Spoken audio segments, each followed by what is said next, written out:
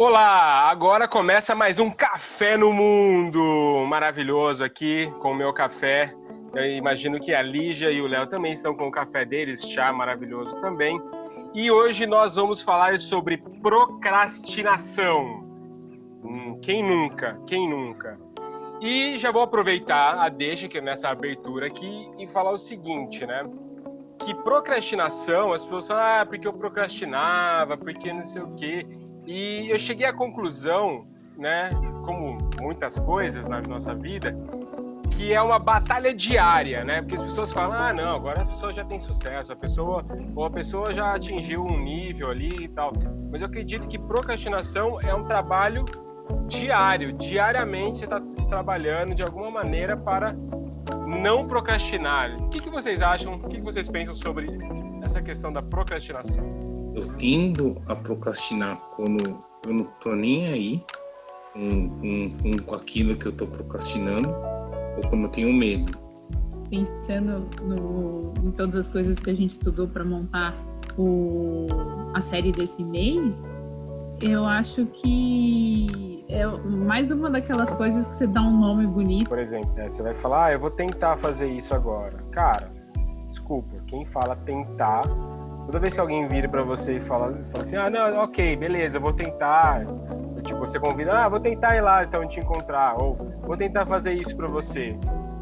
Esquece, não vai fazer nunca, porque quem tenta não consegue. Você já tá falando pra sua mente que você não vai fazer.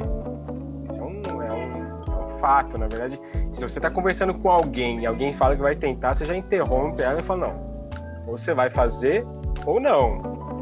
Tipo, você, de repente, porque é aquela questão, não aconteceu por alguma questão, é uma coisa, mas a outra é você falar, quando você fala em tentar, você já está se predispondo a não fazer.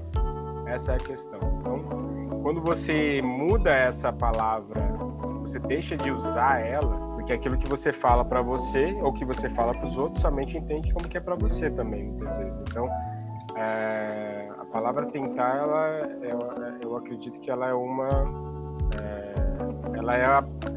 ela é a procrastinação de alguma maneira, entendeu? Porque você tá se abrindo a não, você tá se iludindo. É só uma ilusão.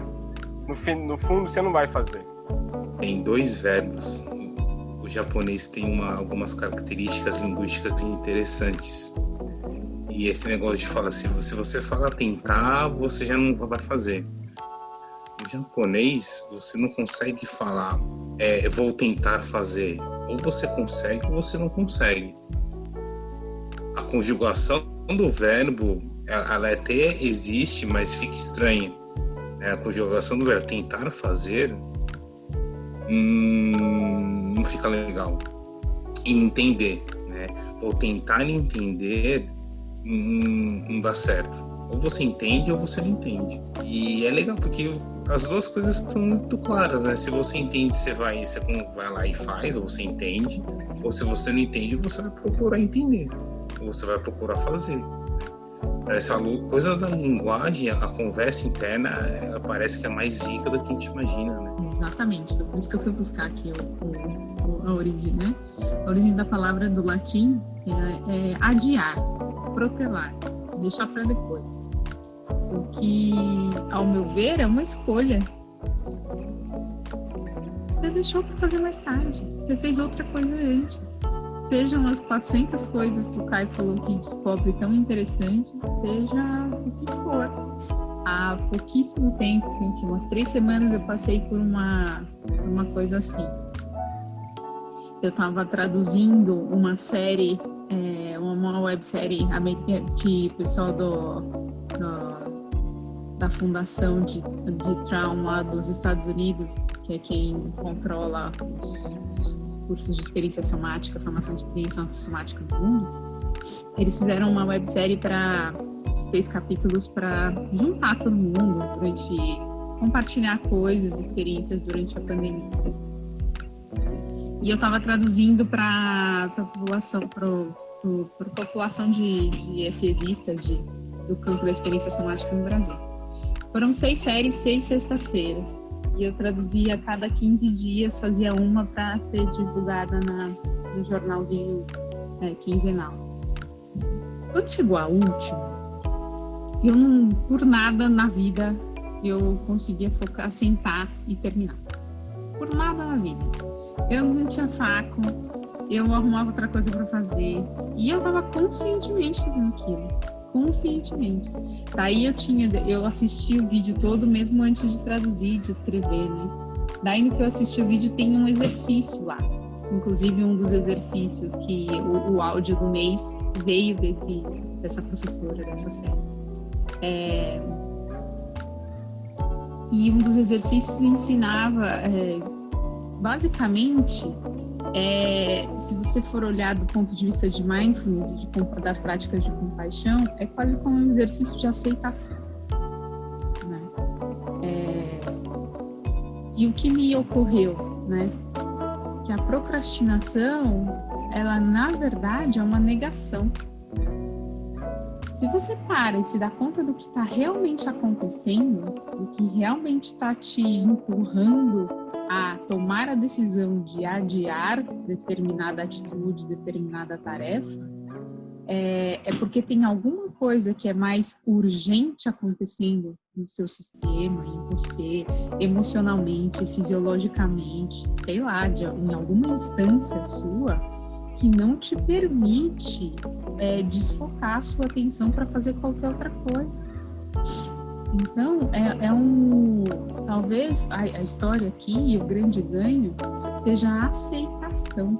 Mas para a gente aceitar, a gente precisa tomar consciência.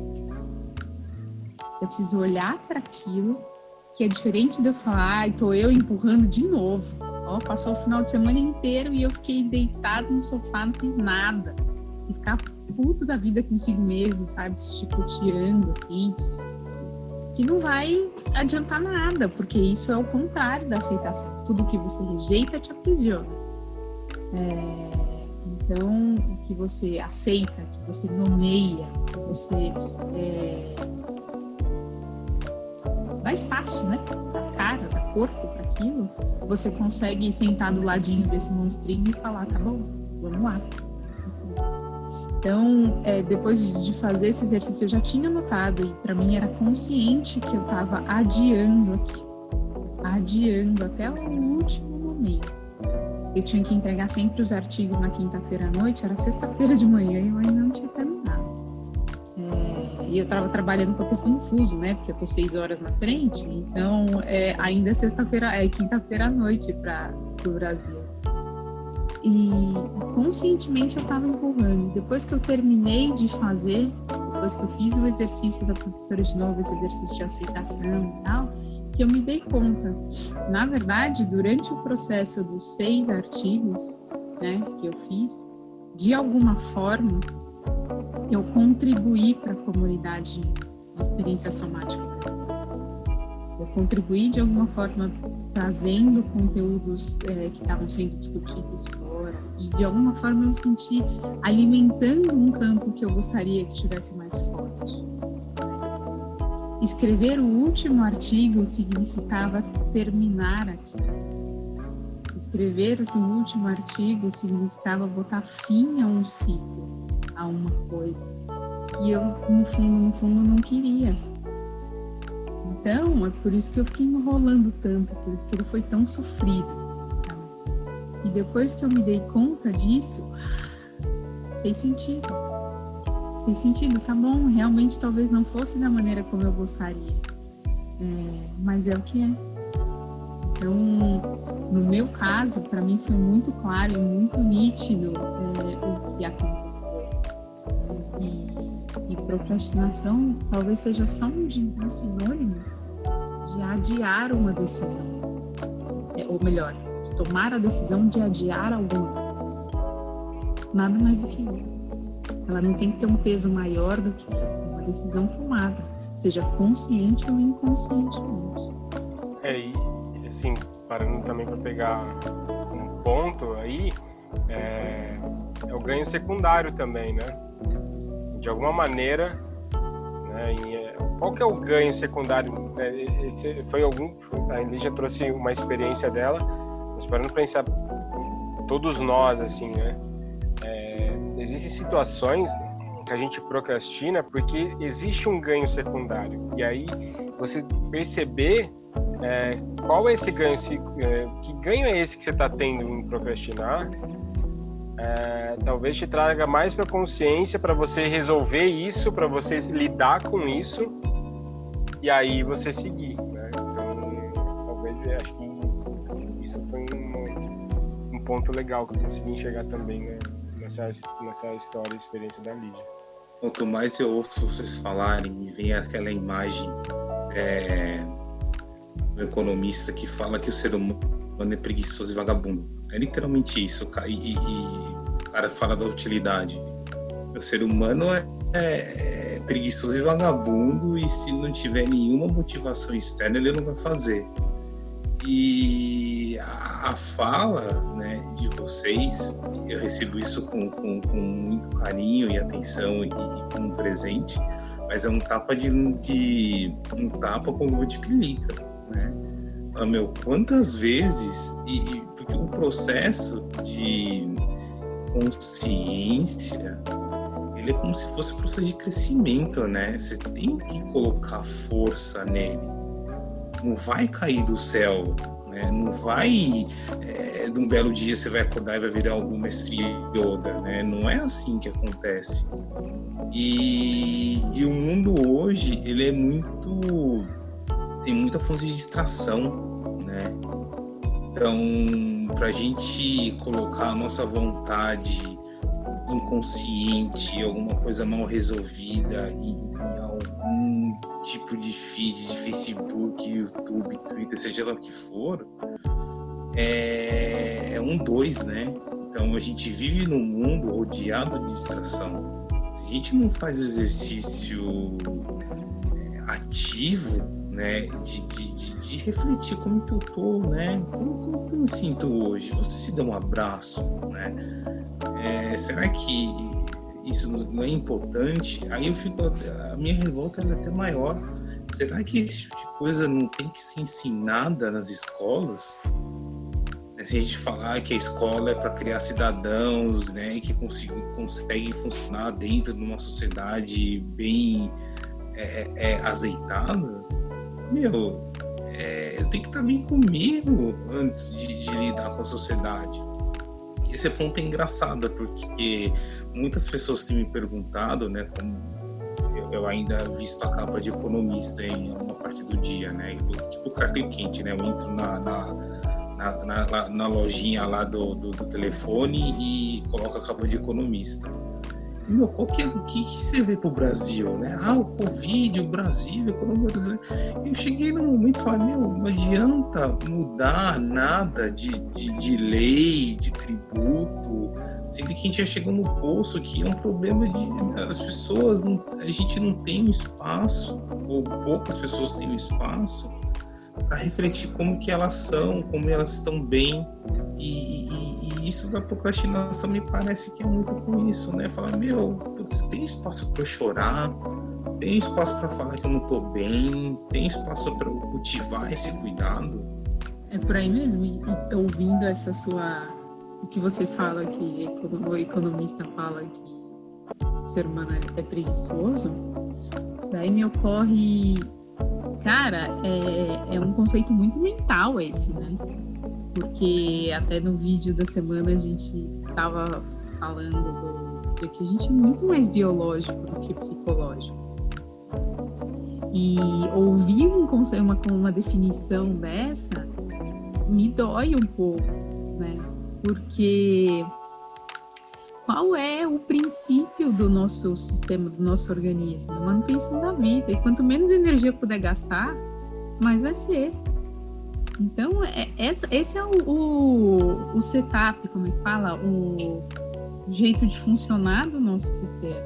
Então, assim, se por uma mínima razão, ainda que seja mínima, você olha para aquilo e fala, essa tarefa não tem utilidade, cara, você não vai gastar energia fazendo a tarefa.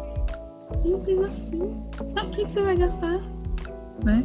A gente estava falando outro dia que estava varrendo aqui o pátio, que é onde as ovelhas ficam soltas e é o banheiro a céu aberto das ovelhas.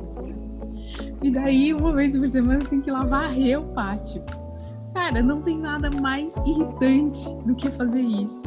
Não é porque é o banheiro a céu aberto das ovelhas, é porque tarde, na hora que você soltar as ovelhas de novo, a tarefa ela vai estar completamente desfeita. Então, para que mesmo que eu vou fazer isso? Tipo, qual a lógica, né? O meu sistema olha para aquilo e fala, deixa, né? Fica aqui no sol suando, fazendo outra coisa, segura uma bandeira, segura um abrigo para fazer sombra, mas não vai fazer isso porque não vai resolver. Então, é só um simples... Assim, se a gente volta para as origens, né, que é a história de voltar para a natureza, ao contato com a natureza, a gente se dá conta dos processos exatamente como eles são. E daí a gente fica menos na piração, né?